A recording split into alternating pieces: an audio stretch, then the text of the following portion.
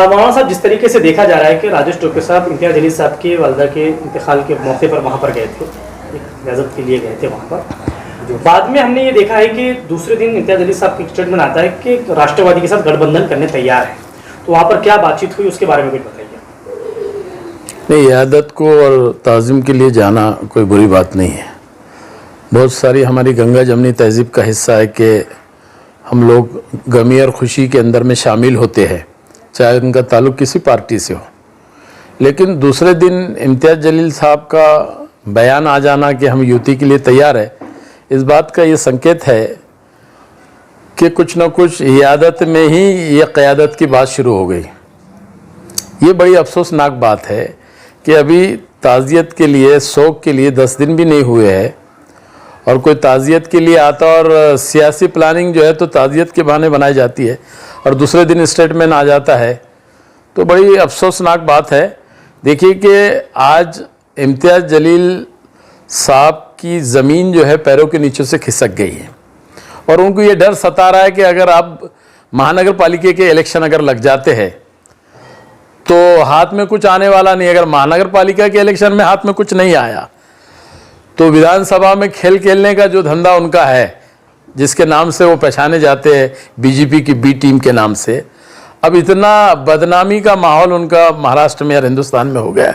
बच्चा बच्चा उनको जान गया कि उत्तर प्रदेश के अंदर में इन्होंने जो खेल खेले हैं उसके वजह से एक बड़ा नुकसान इस मुल्क के अंदर में हुआ है और मुसलमानों के दिलों को ज़बरदस्त तरीके से इन्होंने ठेस पहुंचाने का काम किया।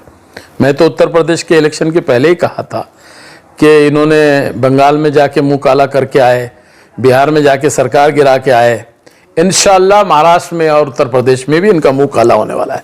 अल्हम्दुलिल्लाह, अल्लाह के फजल से उत्तर प्रदेश में इनका मुंह काला हुआ है।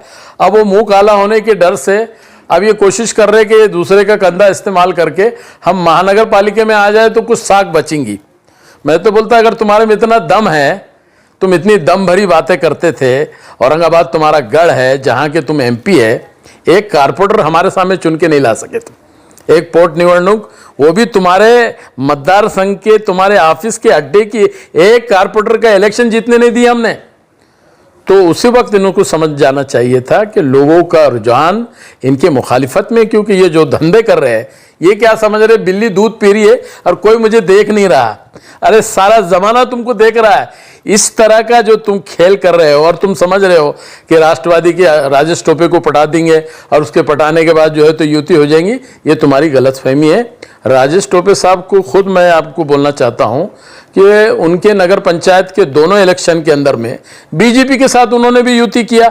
भले हमारे राष्ट्रवादी के मंत्री है, हमारी पार्टी के उसूलों के खिलाफ और फिरका परस्तों से कोई भी हाथ मिलाएगा वो हमारा दोस्त नहीं हो सकता। राजेश टोपे ने भी राव साहब दानवे के साथ हाथ मिलाया है और ऑथेंटिक तरीके से बीजेपी के साथ युति की है और घनसावंगी और तिरथपुरी के अंदर में उन्होंने इलेक्शन लड़ाया है, बीजेपी के साथ लड़ाया है। तो उनको क्या अधिकार है राष्ट्रवादी कांग्रेस पार्टी का फैसला लेने का, लेकिन जाके दाव डालते हैं। 2014 में भी महानगर पालिका की जिम्मेदारी उनको दी गई थी, 3 सीट नहीं ला सके। ये 3 मर्तबा से महानगर पालिका के अंदर में उनको जिम्मेदारी दी है, ना आमदार ला सके, ना महानगर पालिका के कोई सीट चुन के लेके आ सके। ये राजेश टोपे साहब हमारे फेलवर हो गए और जिस तरह से हमारी जो नाराज़ी है, बिल्कुल नाराज़ी को हम जाहिर करने की हमारे को ज़रूरत है कि जो शख्स हमारे पार्टी का है, जिम्मेदार है, अगर वो बीजेपी से हाथ मिलाता है, बीजेपी वालों से हाथ मिलाता है, तो हमारी मुखालिफत उनके साथ में रहने वाली है। अच्छा साहब, जैसे देखा गया कि अभी हाल ही में चल रहा है कि शिवसेना पार्टी तैयार नहीं है इमरान से हाथ मिलाने के लिए, तो क्या राष्ट्रवादी कांग्रेस पार्टी तैयार होगी इमरान से? मैंने हमारे अध्यक्ष का बयान सुना। हमारे अध्यक्ष ने बहुत साफ तरीके से बात कही है कि हम फिरका परस्तों से हाथ नहीं मिलाएंगे। पहले उनको देखना होगा वो फिरका परस्त है क्या, या फिरका परस्ती को तोबा कर लिए नहा धो के आ रहे हैं क्या, पहले उनको ये तय करना चाहिए। हम तो जैसे सुप्रिया ताई ने जो है तो ये कहा, जो हमारे विचार के जो लोग हैं उनसे हमको मिलने में कोई तकलीफ नहीं, ये हमारे विचार के है क्या। इनके अंदर तो कूट कूट के जो है तो जातिवाद के माहौल को फुंकार पैदा करना है। जो स्क्रिप्ट बीजेपी लिख के देती है, जो स्क्रिप्ट फिरका परस्त के लोग लिख के देते हैं, वही बातें ये जो है तो मैदान में आके करते हैं। इम्तियाज जलील तो तोड़ी पानी नेता है, तोड़ी पानी बादशाह, इनका नाम हमने रखे तोड़ी पानी बादशाह। अधिकारियों को तोड़ी पानी बादशाह, कॉन्ट्रैक्टर का तोड़ी पानी बादशाह, इसके बहुत सारे खेल जो है तोड़ी पानी बादशाह के हम सामने लाने वाले हैं। सब जमा हो रहा है हमारे पास मुआद। इसलिए मेरा हमारे पार्टी वालों को खास करके ये मशवरा है कि फ़िरका परस्तों के साथ हम जा नहीं सकते। अगर हमारी पार्टी फ़िरका परस्तों से हाथ मिलाती है तो हमको फिर सोचना पड़ेगा। आखिरी सवाल मेरा ये, उत्तर प्रदेश के इलेक्शन अभी हाल ही में हुए हैं, वहाँ पर इमाम पार्टी का खाता भी नहीं खुला है, 100 सीटें वहाँ पर लड़ाई गई थी। उससे पहले स्टेटमेंट आपने दिया था कि उत्तर प्रदेश में भी पूरी तरह ये लोग नाकाम हो गए और पूरी तरह नाकाम हुए हैं। आपको क्या लगता है कि इमाम उसको देखते हुए आपके साथ जुड़ना चाहती हैं या फिर वो चाह रहे हैं कि बीजेपी पूरी तरह हिंदुस्तान से साफ हो जाए? नहीं, ये तो खतई नहीं भाई, बीजेपी तो उनकी जान है भाई, और बीजेपी की जान उनके अंदर है, उनकी जान बीजेपी के अंदर में है। तोते की अगर जान ही निकाल लिए तो तोता पिंजरे में रहेगा कैसा? ये खेल तो एमआईएम का है। अरे 100 सीट लड़ाने की हैसियत थी क्या? आधा % भी वोट नहीं मिला, 0.49 ये वोट का परसेंटेज है। लेकिन वो परसेंटेज से समाजवादी पार्टी को नुकसान नहीं पहुंचा। लेकिन जो जबान का जो जहर उत्तर प्रदेश में जाके जो घोला है और मुसलमानों के सीने पे जो चाकू चलाया है, जो खंजर मारा है मुसलमानों के पीठ में और सीने में, वो मुसलमान इस मुल्क का भूल नहीं सकता। इतनी बड़ी उत्तर प्रदेश की सरकार को गिराने के लिए कारणीभूत साबित हो गए। अब आंकड़े मत गिनो, हमारे वजह से 6 गिरे 7 गिरे, अरे वो भी लायक ही नहीं है तुम्हारी 6-7 की भी।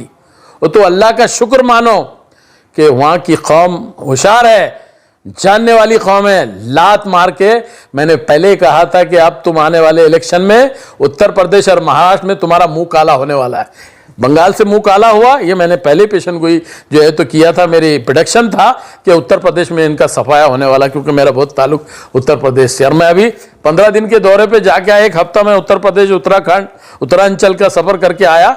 पूरी रिपोर्ट मैंने लेकर आया, जो हरकतें इन्होंने जो है वहाँ पे की, जिसके वजह से फिरका परस्त का टोला एक तरफ जो है तो जमा हो गया और उसने नुकसान, सेकुलर फोर्सेस को नुकसान पहुँचाया है। वो नुकसान पहुँचाने में उसके जिम्मेदार ये है, आज मस्जिदों में नमाज होती है, बच्चा बाहर निकलता, अरे बोले दलाल है, अरे ये तो सुप्यारी बात है, अरे ये तो फलाने हो।